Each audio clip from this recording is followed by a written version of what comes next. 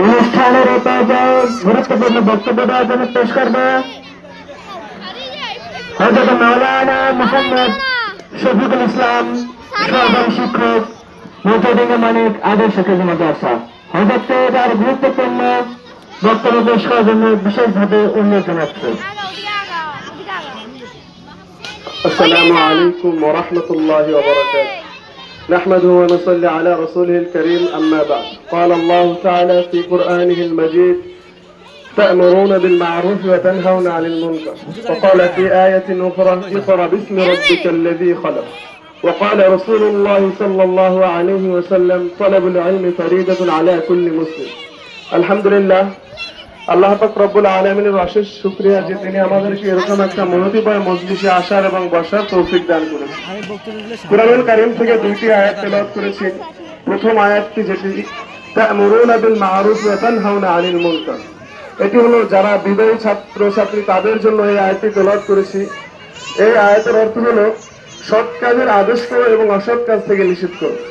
সুতরাং যারা বিদায়ী ছাত্র ছাত্রী আছো, তোমাদের কাছে আমাদের একটি আবদার যে তোমরা ভবিষ্যতে আমাদের প্রতিষ্ঠানের নামটা উজ্জ্বল করবে। তোমরা যদি একটা প্রতিষ্ঠানে যাও, গিয়ে ভালো রেজাল্ট করো, উস্তাদদের সাথে ভালো ব্যবহার করো, এর মাধ্যমে তোমাদের এই প্রতিষ্ঠান যেটা আছে সেটা কি হবে, তার সুনাম ছড়িয়ে পড়বে। সুতরাং তোমাদের কাছে আমাদের এতটুকুই আবদার যে তোমাদের পিছনে আমরা এই বিগত 5 বছর উস্তাদরা খেটেছেন এবং তোমাদের সযত্নে পড়াশোনা করিয়েছেন। এখন আমাদের তোমাদের শুধু এতটুকুই চাওয়া যে তোমরা আমাদের প্রতিষ্ঠানের নামটাকে বাংলাদেশের বিশ্বের আনাচে কানাচে ছড়িয়ে দিবে। তোমরা এরকম সুনাম অর্জন করবে যাতে করে মাদ্রাসার শিক্ষকরা তোমাদের নিয়ে গর্ববোধ করে। তোমাদের জন্য আমার এতটুকুই কথা যে তোমরা এমন সুনাম অর্জন করবে যাতে করে মাদ্রাসার উস্তাদ এবং যারা মাদ্রাসার হিতাকাঙ্ক্ষী আছেন তোমাদেরকে নিয়ে তারা গর্ববোধ করতে পারেন। আর যারা নতুন ছাত্র আছো তাদের জন্য আরেকটা আয়াত তেলাওয়াত করেছি, ইকরা বিসমি রাব্বিকাল্লাযী খালাক। নতুন ছাত্র যারা আছে এবছর পেলে থেকে নিয়ে পঞ্চম পর্যন্ত, তোমাদের প্রতি আমার ক্ষুধার্ত আহ্বান থাকবে যে তোমরা উস্তাদদের মন জয় করবে।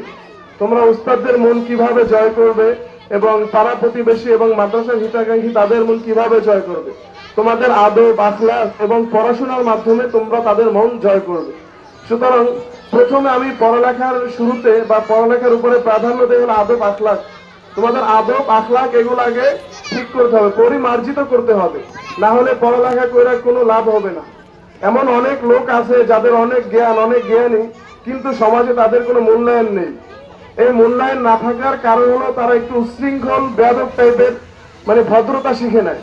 সুতরাং তোমাদেরকে আমি বলবো, পড়ালেখা শেখার আগে তোমাদের ভদ্রতা শিখতে হবে। এলাকার মুরব্বীদের সাথে কিভাবে কথা বলতে হবে, উস্তাদদের সাথে কিভাবে কথা বলতে হবে, উস্তাদদেরকে কিভাবে সম্মান জানাতে হবে, এই ভদ্রতাগুলো তোমরা আগে শিখবা। এই ভদ্রতাগুলো আমি যারা গার্ডিয়ান আছেন তাদের কাছে আহ্বান জানাই যে শিশুর যে প্রধান শিক্ষক, প্রভাতে বলা আছে শিশুর প্রধান শিক্ষক হলো মা বাবা। এই ভদ্রতাগুলো আপনারা শিখাবেন। আমরা তো তাদেরকে যথেষ্ট পরিমাণ শিখাই, ক্লাসে আসলে কিভাবে আসতে হবে, গার্ডিয়ানদের সাথে কিভাবে কথা বলতে হবে, মুরব্বীদের সাথে কিভাবে কথা বলতে হবে, এগুলো আমরা শিখাই এবং আপনারাও এগুলো বাসায় শিখাবেন। সুতরাং তোমাদের কাছে আমার এই দুইটা আবদার থাকবে, একটা হলো তোমরা ভদ্রতা বজায় রাখবা, ভদ্রতা শিখবা এবং পড়ালেখার দিকে মনোনিবেশ করবা। পড়ালেখা করার মাধ্যমে তোমরা এই প্রতিষ্ঠানকে আরো আলোকিত করবা। আল্লাহ পাক রব্বুল আলামিনের অশেষ মেহেরবানি এটা যে প্রতিষ্ঠানের শুরু থেকে আলহামদুলিল্লাহ অনেক ঝাঁকজমক এবং এখান থেকে অনেক মেধাবী ছাত্ররা বের হয়েছে। এটা আমাদের মাদ্রাসার যারা হিতাকাঙ্ক্ষী আছেন এবং যারা উস্তাদ আছে তাদের একটা সুফল, তাদের একটা গৌরব। সুতরাং আমি এতটুকু তোমাদের থেকে আবদার করবো যে তোমরা মাদ্রাসার সুনাম ছড়িয়ে দিবে। আর বিদায়ী ছাত্র যারা আছো, ছাত্রছাত্রী, তোমাদের কাছে এই আবদার রেখে আমি আমার সংক্ষিপ্ত বক্তব্য শেষ করছি যে তোমরা এই মাদ্রাসার সুনাম করবা। তোমরা যদি কোথাও গিয়ে বেয়াদবি করো অথবা পড়াশোনা না পারো তাহলে এই মাদ্রাসার বদনাম হবে। সুতরাং তোমরা চেষ্টা করবা যাতে করে আমার মাধ্যমে মাদ্রাসা সুনাম হয়, আমার মাধ্যমে মাদ্রাসা গর্বিত হতে পারে। তোমাদের কাছে এই আবদার রেখে আমি আমার সংক্ষিপ্ত বক্তব্য শেষ করছি। আসসালামু আলাইকুম ওয়া রাহমাতুল্লাহ।